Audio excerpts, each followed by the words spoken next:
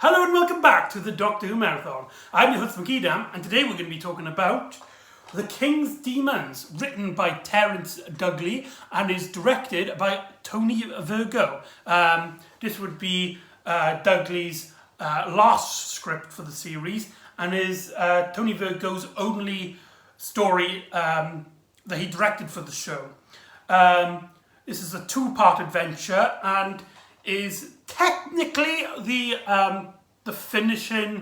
last story of season 20, which revolves around classic Doctor Who parts of the Doctor Who mythos come into for each story. Here being the Master, but a lot of people, including myself, really consider the Five Doctors to be the finale of season 20, especially how it keeps in tune with the rest of the series.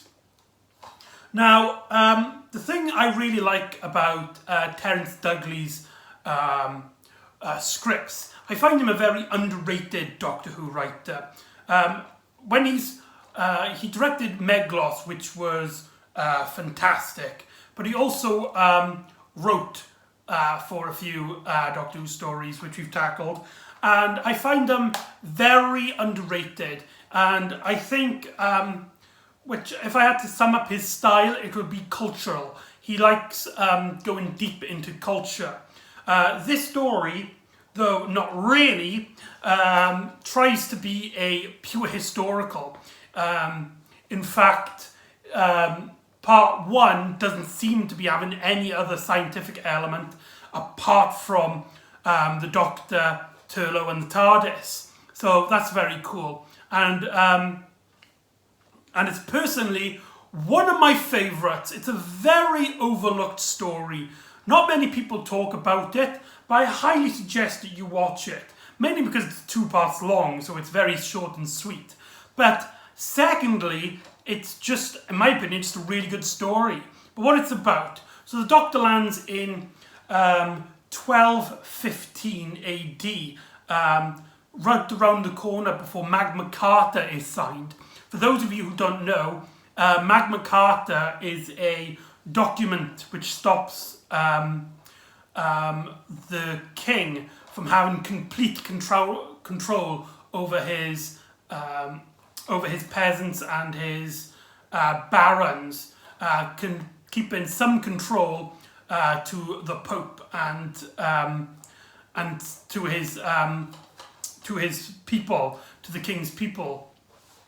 And if you're interested in the Magna Carta, there's a brilliant documentary on the DVD that actually goes into depth on what Magna Carta is. Although knowing what it is has nothing really bearing on the story. You're not going to miss out if you don't know what Magna Carta is. Only that it's a very important part of history. Although knowing about it does help with your enjoyment of the story.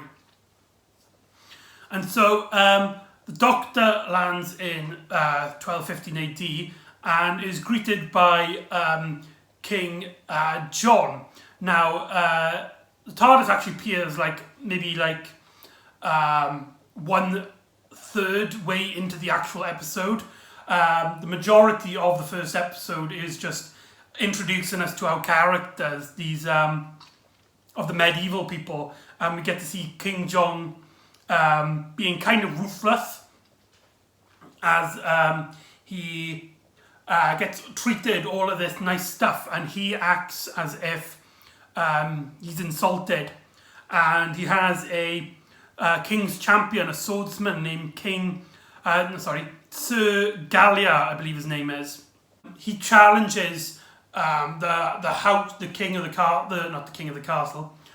owner of this particular castle to a fight, but his son takes the fight instead, and so they go out onto the field and they have a joust, an old form of sport in which two people get on horses with these really long swords and have to knock each other out. And it's here where the Doctor gets introduced, and something already is acting a bit strange as the King John is not only not surprised by the Doctor, Tegan and Turlough, but welcomes them as their demons. So it's very, very strange in that aspect. And during the fight, Sir Gallia knocks the son onto the floor and he's about to kill him, only for the Doctor to interrupt King John and let him spare his life. And so the adventure then is just the Doctor figuring out that something is wrong, as it's come up to just before, it's March the 4th, which according to history, King John is in London taking the oath of the Crusade. However, he's not in the Crusade, he's here, and so the Doctor is puzzled as something is wrong with time. And it's also here where the Doctor gets greeted to the rest of the family, and he gets introduced to everybody who is welcoming and stuff. And what I really like about the story is that it doesn't feel like the Doctor's going on like a quest or on a journey. It starts off feeling like the Doctor's just experiencing a bit of history. Tegan suggesting that the alteration of time could have something to do with the Black Guardian, although the Doctor easily dismisses this. So, there's not much in terms of plot here. It's a very, very self-contained and very relaxed story in terms of its writing style. And I think this shows Terence Dudley. This is probably my favourite script of his, as he lets you into this world, and you get to meet these nice characters who speak with their old-fashioned medieval way of speaking. As the owner of the castle thinks that the Doctor has bewitched the king, but he slowly befriends the Doctor as King John is acting very strange. He's not himself, and the Doctor suggests that he might be an imposter, and so this character is then taken around like. Whilst this is going on, Turlough gets splits from the crew as he takes a notice of something. But the son of the household, believing that the demons are bad, takes Turlough into one of the dungeons and stops him. And this is probably a good time to talk about the music in this story. Probably has one of my favourite soundtracks in the story. It's actually by two composers. One, I believe, Peter Howell, who did the theme song, and I believe he only did some of it. He only did what I believe is the Lou part, and the Doctor, and a little bit of the Doctor scene. But there is an extra composer that gives it an extra bump of atmosphere to the story. Sorry, there's a fly in the room. That gives us an atmosphere to the story, and you really, really get immersed in this century, in this time zone. I also really like the costumes in this story. They're not too flamboyant that it becomes pantomime, but they're not too... they're very, I believe, in keeping with the time, and they do a great job at making you feel like you're in the wake of this time period.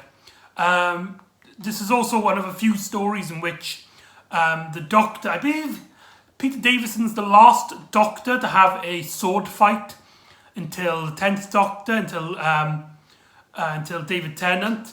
As the man of the household, his cousin, has just come back from taking the oath with King John, and because he said that he met King John in London, and nobody believes him because King John is right there, he gets almost put to death, but the Doctor interrupts his interrupts his execution and challenges Gallia to a sword fight, to which the Doctor takes the swordsman's sword, and they have a pretty decent sword fight.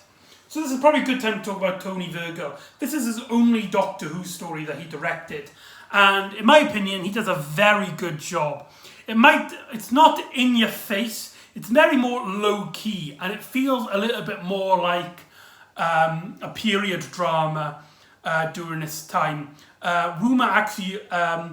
There's a rumor that these sets were actually are actually reused from Blackadder, which was being made at the same time. I don't know if it's true or not.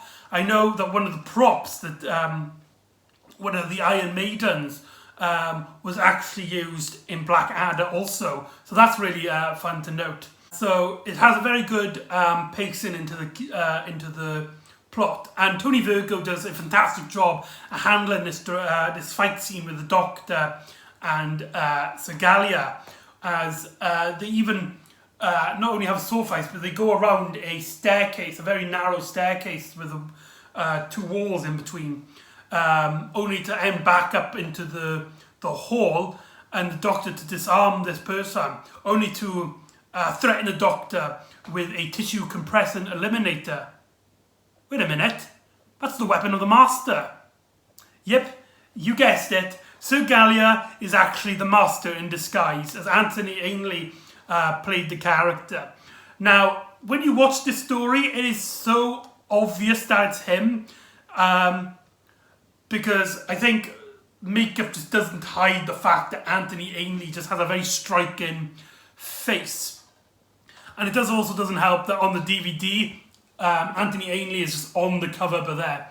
And the cliffhanger is probably one of the most iconic, and it also actually does a very good job at setting up the next story, as the majority of episode 1 doesn't handle with any scientific elements. It's just basically the Doctor trying to work out how King John is here. And then the cliffhanger with the reveal of the Master lets the story in onto a more sci-fi storyline, and it's probably one of the most iconic cliffhangers, at least one that revolves around the Master, as the Doctor states that so you escaped from Zero Fast, and the Master replies with, "Oh my dear Doctor, you have been naive." And then you get the iconic outro, the Doctor Who outro. And so episode 2 actually has the Master being taken to the Iron Maiden, ready to be slaughtered, and King John offers the Doctor a choice. Either the Master gets slaughtered, or the household's cousin. And the Doctor reluctantly lets the Master die, only for it to be revealed that the Iron Maiden is the Master's TARDIS, as he uses it to transport back to the dungeons. It's also here that it's kind of revealed that King John isn't really human, as he calls out for his plaything and asks the Doctor to stay. And then when we cut back into the scenes inside the castle, King John tells the Doctor to stay put.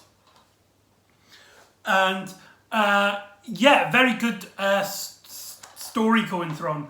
Now, here's a little fun fact for all of you history buffs and people who like Doctor Who historicals. King John is the brother of King Richard, the king that appeared in the first Doctor story, The Crusade, linking those two stories together, which I find is really cool. So now we get King John and King Richard. But anyway, so the Master basically comes up with this plan that he's going to pretend that he is trying to save King John from the Doctor, who has bewitched him. It also doesn't help that the Doctor comes up with a plan to take the cousin character, to the dungeons by allegedly arresting him. He does this to try and not put any suspicion onto him. So the Doctor takes this character down to the dungeons where he finds Turlough in the dungeon, and he also finds the Master's TARDIS. And with his tissue compressor eliminator, which the Doctor took during the fight, he puts it behind the TARDIS. So now it's up to the Doctor and Tegan and Turlough to try and discover what's happening with King John. And the Doctor running around pretending to be the king's new champion, only for the Master to basically persuade everybody else that that the Doctor is actually doing harm to the king, and that killing the Doctor will free him. And so the Doctor has to then go basically under, has to hide around, as he doesn't want to get seen. And soon he gets taken into the hall with Tegan, and Tegan takes the TARDIS and dematerializes, leaving a great distraction for the Doctor to escape. And it's also here that he finds the king's room, to which he walks into, and he doesn't find the king. He finds a robot, chameleon, a machine that can change its appearance and has a will of its own, but it's very perceptible. People can easily control him by a means of psychokinetics, to which the Master has taken poor chameleon and used him for his own ends. And the reveal of this is actually really cool, as the Doctor walks in and you just see chameleon walk just in there. And yeah, this is the introduction of Chameleon, a semi-companion. He was supposed to be a new companion for the series. However, the operator who works on him sadly passed away in a boating accident, and he was the only person who knew how to work it. So the prop was actually just put on hold until further use, which is a real shame, because I really like Chameleon, and I don't understand why they abandoned him, because with his premise you could have just had him transform, so it just didn't make much sense to me personally.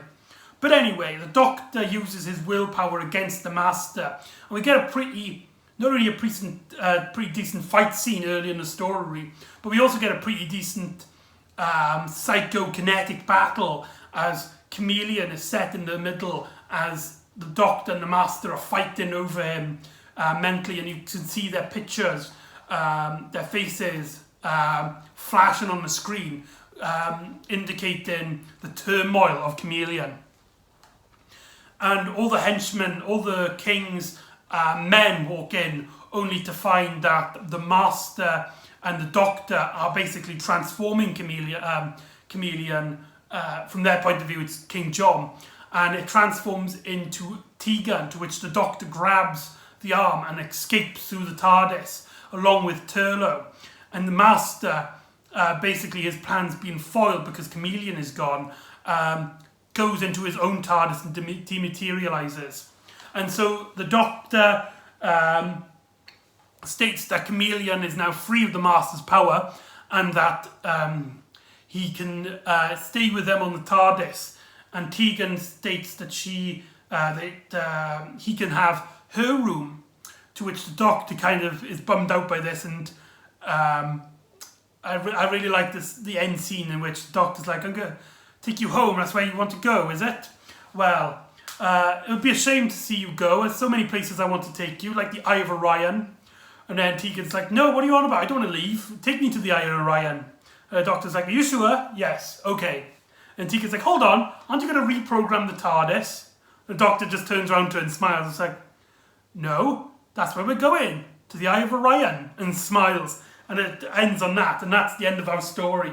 And that's the end of The King's Demons. Overall, it's a pretty decent story. It's one of my favourite Pete Davison stories, because it's a very short and sweet story. It's probably the Master at his most underlining, as he's not coming up with a great grand scheme. He's got a much more underlining plot to try and upset Magna Carta and the Crusades' oath. But if you like a little bit of history and you like a little bit of fun, I highly recommend this story. It's a very enjoyable piece of media, and it's, like I said, it's surprisingly one of my favourites. But the real reason to watch this story is just getting involved in that time period, as we are introduced to many aspects of 1815. This is probably the first time since the first Doctor era that we have met a historical figure, even if it's not turns out to be false. And it's also another one where the Doctor's actually interacting with a certain element of history. But another reason to watch this is basically just to get immersed in this storyline, as you really feel like you're in the setting with the music and the costumes, and it's just a whole lot of fun, and I highly recommend it to anybody who's interested. So that's The King's Demons. So join me next time, where the Doctor, Tegan and Turlough get a call from Gallifrey as the Doctor is in serious pain as somebody is stealing his previous incarnations. So join me next time for the 20th anniversary special, The Five Doctors. See you next time on the Doctor Who Marathon. Ta-da!